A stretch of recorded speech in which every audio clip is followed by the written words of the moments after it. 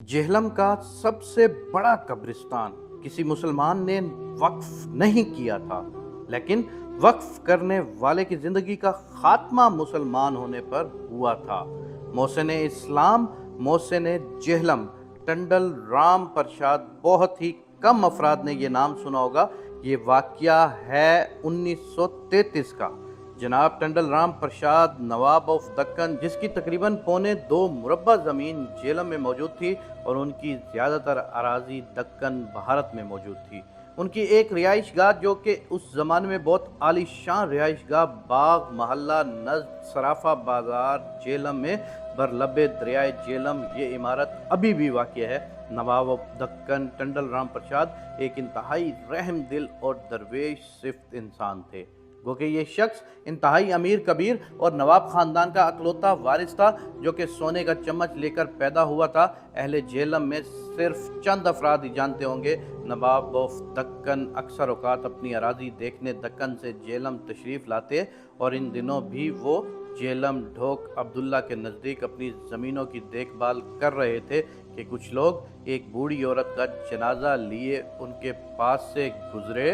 नवाब of Deccan समझे कि शायद ये कोई बीमार आदमी है और इसे किसी हकीम के पास लेकर जा रहे हैं।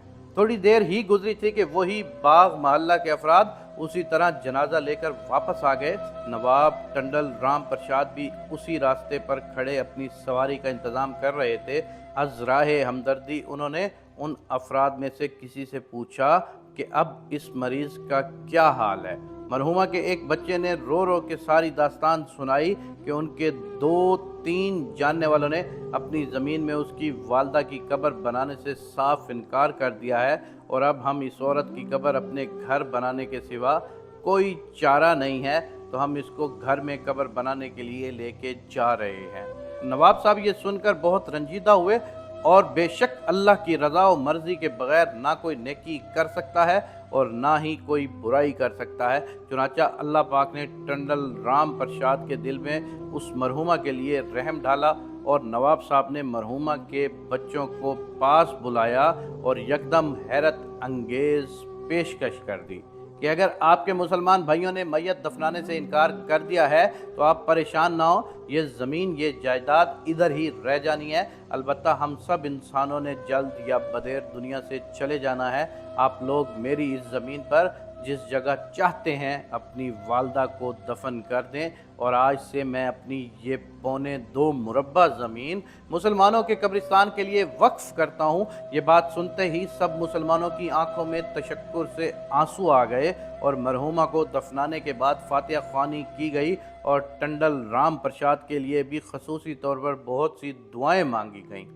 चुनांचा ये दुआ बारगाह इलाही में जल्दी कबूल कर ली गई और चंद रोज़ बाद ही टंडल राम प्रसाद ने एक वली कामिल सैयद बुखारी शाह साहब के हाथों इस शर्त पर इस्लाम कबूल किया कि मैं अपना नाम तब्दील नहीं करूँगा। चुनांचा अल्लाह रब्बुल इज़्ज़त ने टंडल राम प्रसाद के लिए रश्द व हिदायत के दरवाज़े खोल दिए और नवाब साहब इस्लाम कबूल करने के कुछ अर्सा के बाद ही दक्कन तशरीफ़ ले गए और अपने वकील को वसीयत की कि मेरे मरने के बाद मुझे जेहलम के कब्रिस्तान में दफनाया जाए। चुनांचा चंद साल बाद यानी क़याम पाकिस्तान से 5 साल कबल 1942 को जेहलम और पाकिस्तान के मुसलमानों के मोहसिन इस दुनिया फ़ानी से कूच कर गए और उनकी मैयत दक्कन से उनकी ज़ाती गाड़ी में जेहलम लाई गई और जेहलम में बहुत बड़ी तादाद में मुसलमानों ने जनाजा में शिरकत की और जेहलम के इस अजीम कब्रिस्तान में सपुर्द खाक किया गया। आज जेहलम के तकरीबन हर घर का कोई ना कोई फ़र्द इस कब्रिस्तान में सपुर्द खाक है और आज भी जेहलम के बासी इस अजीम टंडल राम प्रसाद की मोहब्बतों और एहसान के कर्जदार हैं। हमें सिर्फ इस आयत पर गौर करने की ज़रूरत है जो कि सूरह आले इमरान की आयत है।